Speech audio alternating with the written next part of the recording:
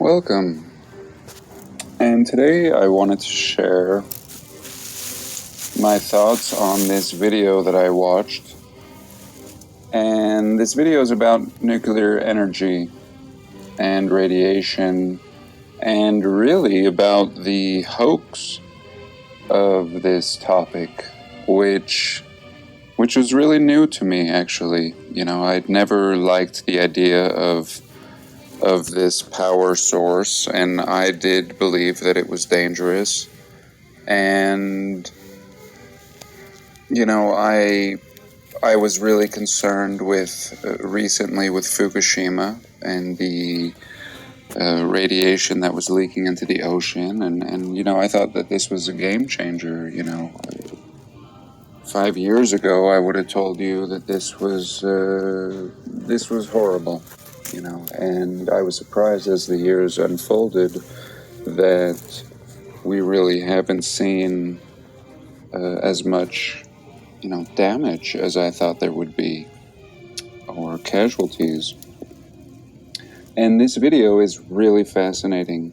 It actually begins, with one of the foremost,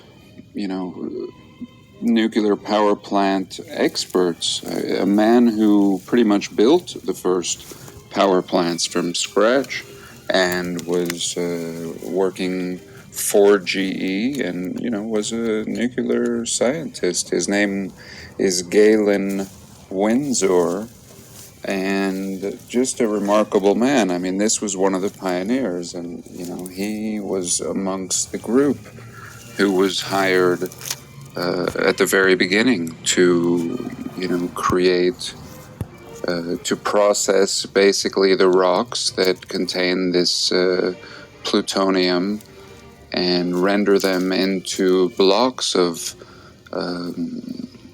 bars of metal, basically. And from this, you had this pretty much infinite power source. And, because he was at the beginning of this this study and this science, they didn't use suits or protective mechanisms. I mean, he just handled this plutonium in his hands, and later goes on to talk about how, when he built this first reactor, this first power plant, he used to swim in the cooling ponds at the base of the reactor. Would just go for nice, warm, 110-degree swims, and, eventually he would be reprimanded for this. He goes on as far as to drink the water and, in front of, investors and coworkers, and he was the head of the plant. He was in charge of safety and everything else, and here's this man swimming in the reactor, drinking the water, handling the raw material, and this is an expert. I mean, this is the kind of person we need to listen to, not what they tell us now. And he goes on in great detail. I mean, here's a man that put his life on the line, to disclose what he knew. It was not favorable for his career or, his safety, for that matter. And yet he explains that this is a complete hoax, and that this kind of power, he said at the very beginning, when they would make these little bars or even the raw material, they could just hook up 2 wires to it and power things. And the military is using these right now. These are powering different devices. This is free energy, and it is actually safe, according to what I'm considering to be the greatest expert I've ever heard a lecture about or on the subject. So really, really fascinating. And, this kind of led me down one road, the work of Galen Winsor. And I mean, by the end of this, I'm, almost wishing I had a little chunk of, I'm wishing that I had a little chunk of plutonium, and I'm recognizing the value of this. And I happen to live on solar power, and as of recently, after about 7 years, my batteries just this year are not performing now that it's getting cold, and I'll need to replace them. And it brings up, it really brings me to this subject. Here's the man, by the way, Galen Windsor. And it just brings me to this subject, I mean, here is this stone, essentially, this material, this naturally occurring, or maybe not naturally occurring, but that's kind of another subject. We can get into that another time. But yes, I mean, here is this stone that produces, power, perpetual power, and that is much safer. And later, this Galen Windsor, this expert, he does explain that it is a big scheme. And the value of this refined plutonium that they say is spent is not spent, is what he's saying. And so they say it's spent and that it's hazardous material, but yet we as taxpayers pay great amounts of money to store this spent waste. I mean, I think it was something like $1 million a day just to store this waste, which he is saying is absolutely not waste. He's saying that this, this is potential fuel. And what it sounded to me like, without him saying it directly, is that, they realize the value of this. And this is being stored perhaps for future generations. I mean, they realize the value of this. So, first the taxpayer pays to build these plants and to refine this material, and then after a short time, they render it as waste, charge us to store it, and build facilities to store it when it is actually perfectly good to go. I mean, each little piece, tiny little fragment, has the potential power for hundreds of years. I mean, so there is a real scheme going on here, and I understand, actually. It makes a lot of sense. Why should I have believed? Anything I believed about the subject and the dangers all came from the mainstream narrative. And, all my fears were based on that, and it actually makes a lot of sense. It's actually very refreshing to finally see, some light and some truth shed on this matter of nuclear energy and radiation. So very, very, very fascinating. And I will leave the link to this. I recommend you watch it. I mean, it was about an hour-long presentation. I saw it on this Hacking the Headlines site, and I'll leave that link as well. Really, really interesting. But again, I'm tying this back to my solar power problem now needing batteries. And I'd watched videos in the past, and there's tons, and I'm not going to get too far into it in this video. But some of you may have heard of John Hutchison. Go to sleep there now. And John Hutchison, I should have pulled up pictures of him. He's a wild-looking character. And, Hutchison basically used to go to Army, Navy surplus stores and just, tinker and just, take all these different surplus parts. And he ends up reaching the point to where not only does he make, and this is in our day and age, I mean, this is, within the last 50 years, even more recently. And he ends up, creating batteries out of crushing different rocks and heating them to a certain temperature, similar to what they do with plutonium. And, you have to first heat it to, kind of activate it, and then it just glows. It just goes and goes and goes. And Hutchison did this with several different types of minerals and rocks and different combinations, and explains how to do all of this. And he creates, essentially, batteries. And from rocks. I mean, batteries from rocks. And so I did a quick little search here, and I ended up finding this video.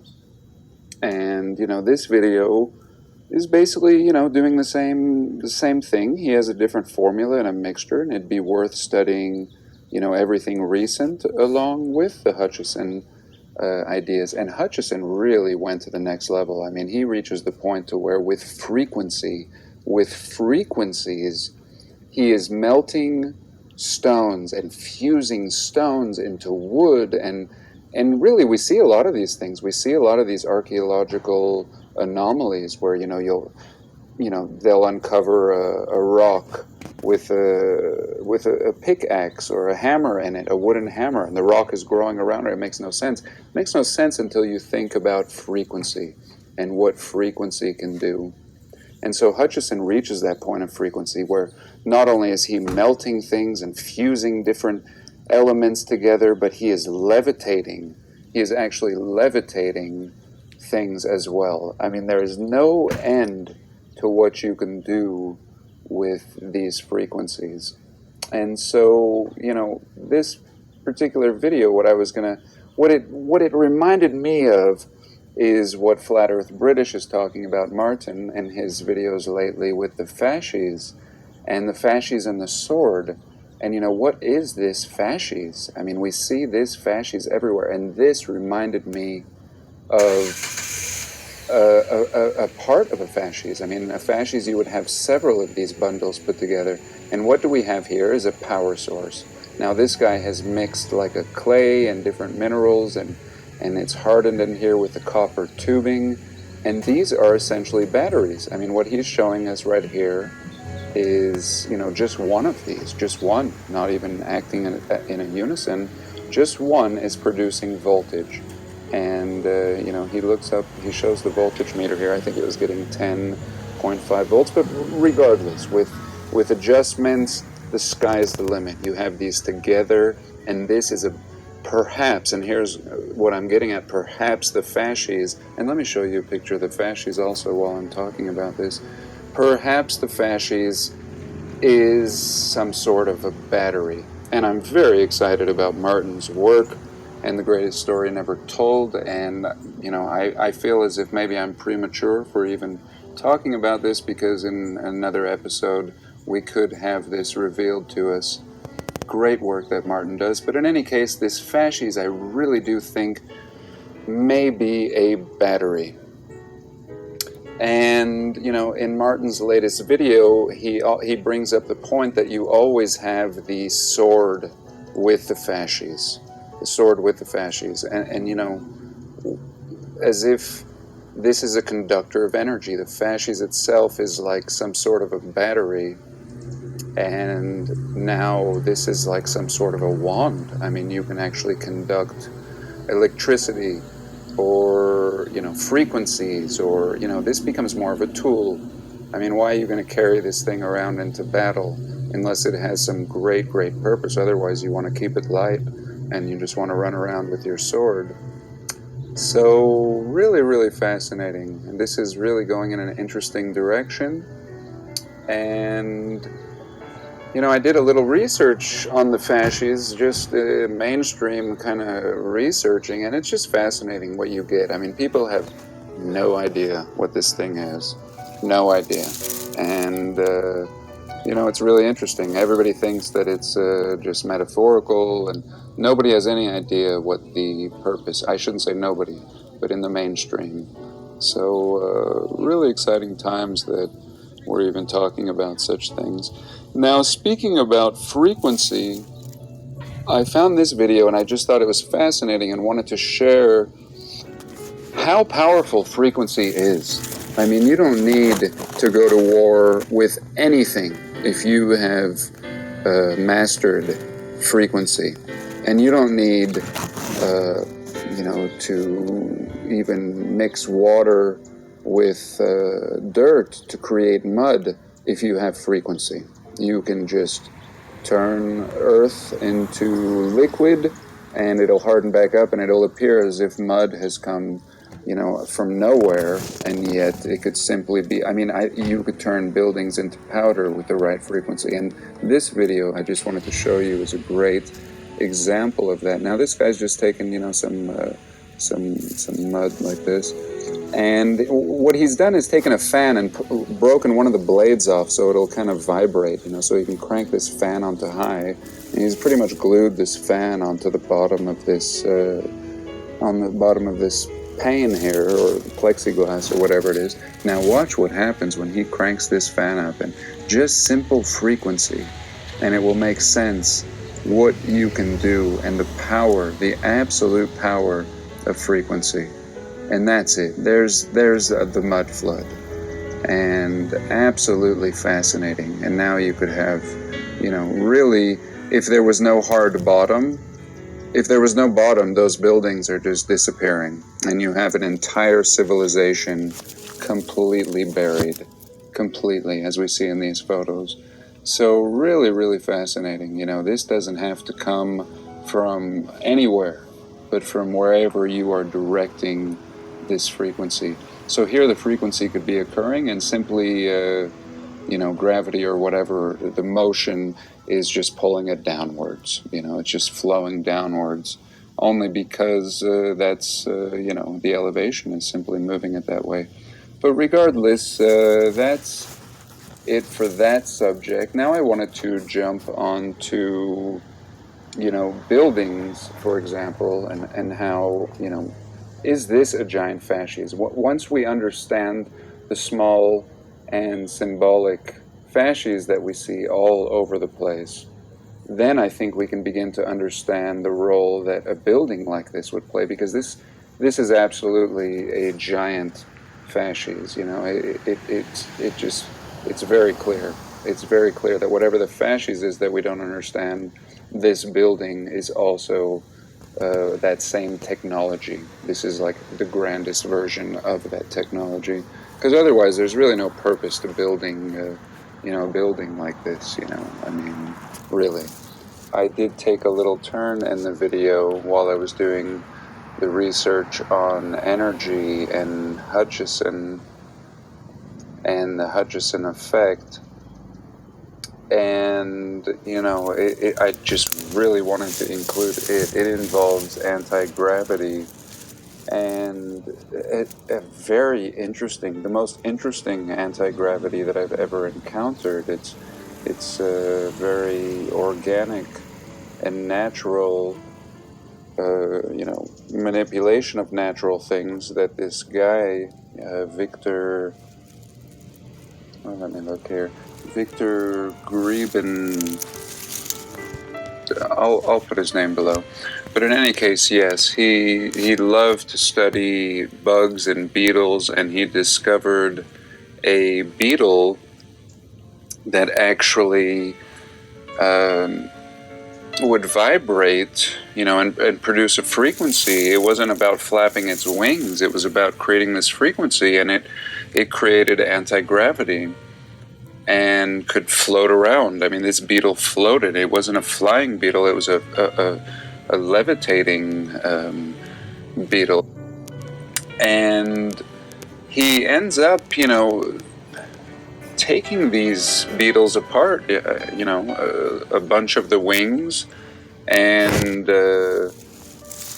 creating a platform, essentially like a flying carpet, or, but a flying platform, a very crude-looking wooden platform that he has these beetle wings on, and he ends up, displaying how these wings and the shape of them, and the beetle, and the scarab beetle as well, in Egypt. I think he was saying it wasn't a scarab beetle, it was this kind of beetle. It was this beetle that, allowed great things to happen, and levitation, and he shows amazing things, amazing, and I think this is worth a whole, maybe lifetime of research. Absolutely fascinating. But at the same time, I really wanted to show this anti-gravity. And here he's showing the beetle and the Egyptian hieroglyph. But yes, I'm going to touch more on this, but, absolutely fascinating. The levitation, this is like the pattern that's underneath the wing, and that it actually floats. You can actually float with just the shape of the wing. It doesn't even have the creature doesn't even have to be alive anymore, and the inherent design, the natural design of this wing, retains these properties. But yeah, again, look at the properties here again on the left with the beetle, and earlier there a minute ago, and you were able to see the platform that I was talking about. And I don't know if it shows a picture. I'll drum up a picture of him actually floating, about 6 feet off the air with this platform that he's just glued these wings to. But I mean, essentially the idea would be to maybe 3D print these. I mean, if it's the design itself, the design created a field, a magnetic field, and basically, that's the idea, is that simple forms, simple sounds and forms and many different ways to manipulate a magnetic field. And really, really interesting. I mean, and again, this would almost seem silly if you didn't have the backstory, and if we didn't just see what we saw even in later dates, the experiments done with these beetles' wings and their properties. Really, really fascinating and worth a lot more research, that's for sure. In any case, thank you so much for joining me, and please like, comment, and subscribe, and have a blessed day.